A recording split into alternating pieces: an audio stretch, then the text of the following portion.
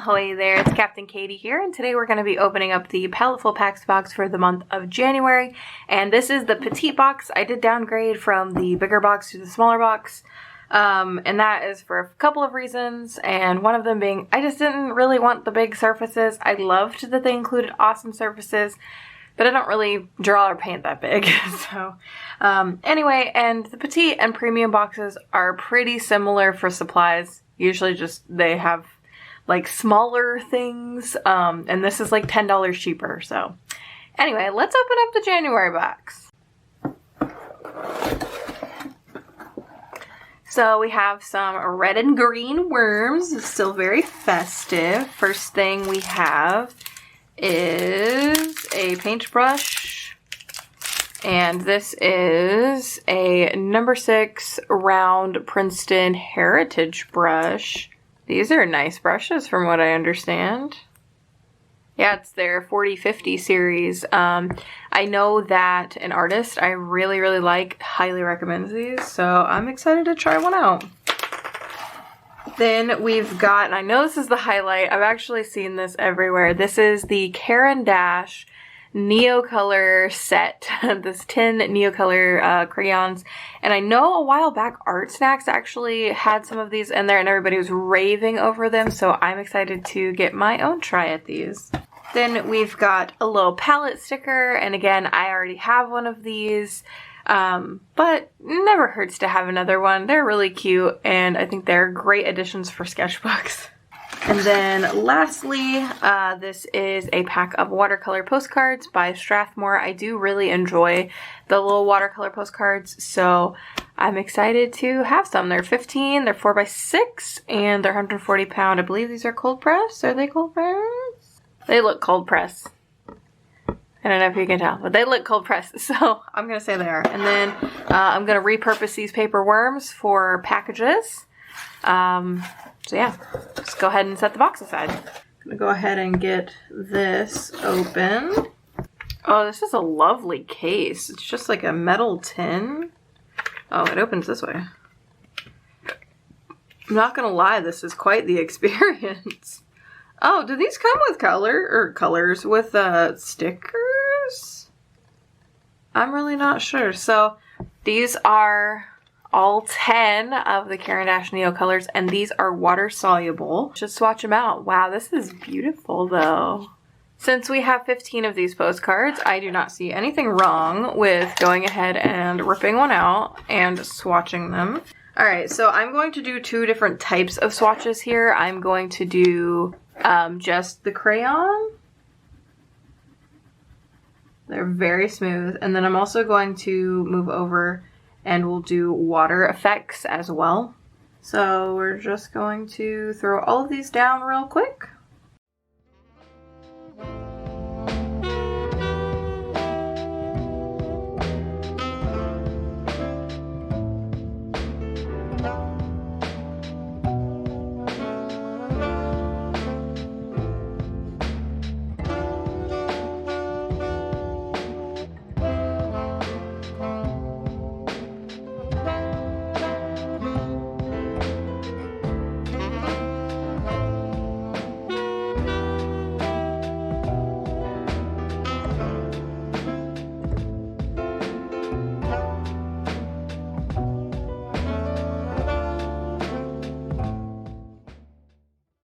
Alright, let us grab our 40/50 brush, and we're just going to watercolor these out.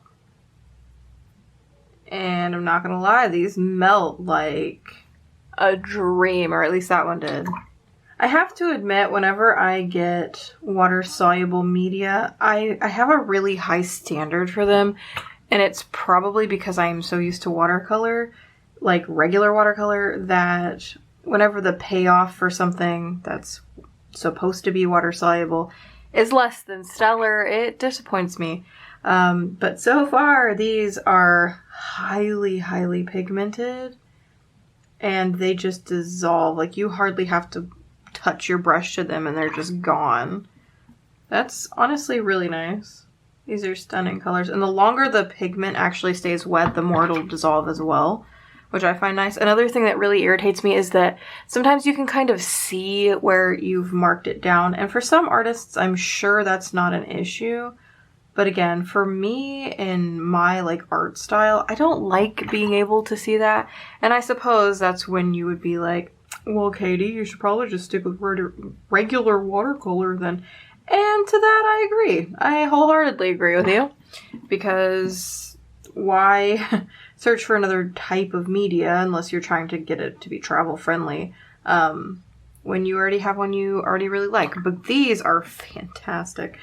I'm not gonna lie, I understand why everybody raved about them. Alright, so with this last swatch, I'm just going to kind of swoop it out here, and then I'm gonna let it dry. And then after that, I'm going to use the white crayon over it. Because that one's gonna be a little harder to see, but this is beautiful. Just look at this rainbow. The only one when I was swatching them out I didn't like the feel of was the brown, and it was just because it was really scratchy. So yeah, this is the main meat and potatoes of the box. I understand why there were only a couple of items because of that, obviously, because this is a very expensive set. But this is lovely, and I can't wait to do some art with them, so let's go paint.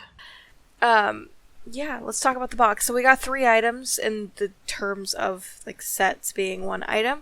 We got a set of 10 water-soluble crayons. We got watercolor paper, and we got a paintbrush.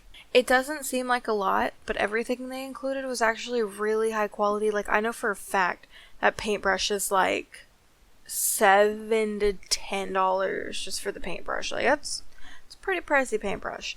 And I think the set itself is in the $20 range, which is already the price of the box itself, and then, you know, you got paper, so all in all, I think it's a solid box. I did get the smaller box. I'm not sure what came in the bigger box. I didn't really care to look, but I do know they got the crayons and stuff. I just don't know what else came in it. But I think the fun part is these are water soluble, and so you can just scribble them down like I'm doing in the video, and you can just like plop water on, and then there you go. You got yourself a finished piece, basically.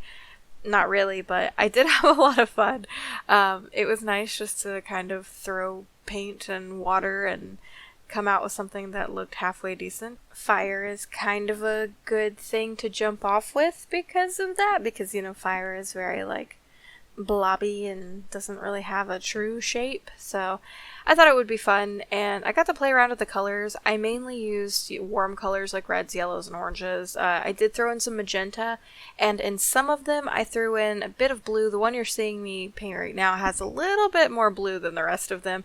I kind of went crazy, but you know, and actually I was gonna leave them just as like regular fires with nothing in the background, and I was like, you know, it kind of needs something else, so I did like a little night sky in the background. But I did 5 of them because right now I have 5 patrons in the original art tier, so each one of the patrons will be getting one of these random fires.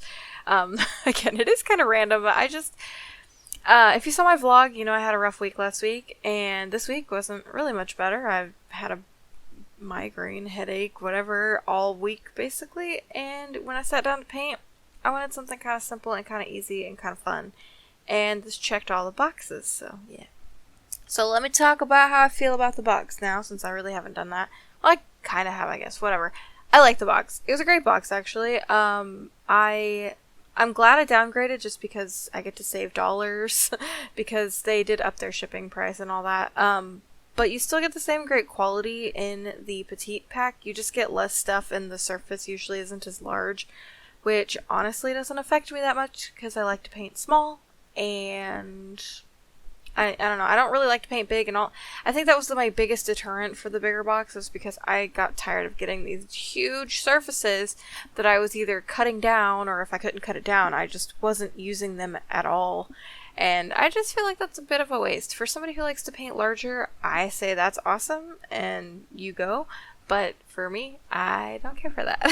So, yeah. Now, I did not paint each and every one of these fires on camera, because I just felt like that would get really redundant. I basically did the same thing. I sketched out a little fire, then I scribbled over it with some random crayon strokes, and then I threw a bunch of water on it.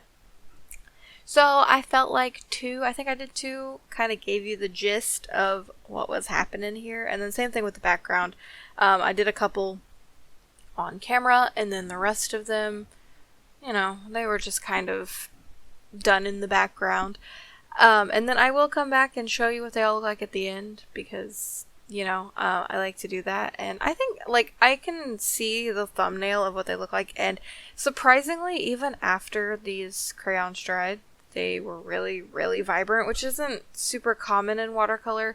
It's usually only common in the high quality stuff, but Caran d'Ache is usually like the top of the line, so I kind of expect it with them, if you know what I mean. I would be kind of disappointed if it had a huge color shift. That's not to say it didn't at all, because it also varies with how much water and stuff you use, but that's like technical stuff.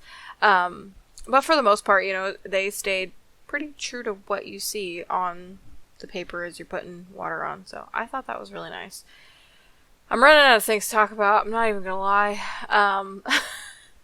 Most of the things I usually would talk about in my videos, I've now been doing vlogs for, so.